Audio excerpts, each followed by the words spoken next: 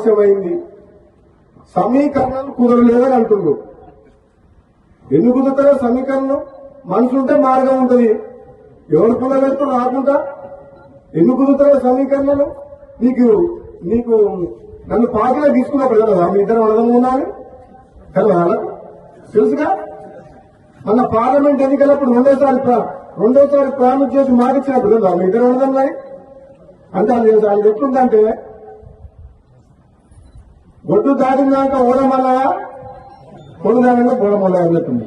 ఇప్పుడు సమీకరణం కుదురుతలేమని మన బట్టి విక్రమార్క గారు అంటుంది. ఏం కుదురుతలేవు? 9 మంది ఎమ్మెల్యేలు ఉన్న ఖమ్మం జిల్లాలో 3 మంత్రులు ఉన్నారు. ఎంతమంది ఉన్నారు?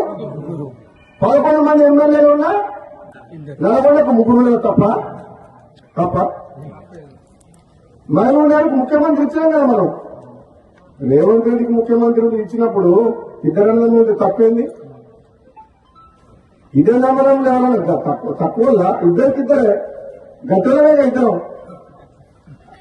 నేనేమంటున్నా, పదవి ఎవరికి ఎప్పుడు ఇవ్వాలని కాంగ్రెస్ పార్టీ అధిష్టానం నిర్ణయం తీసుకుంటుంది.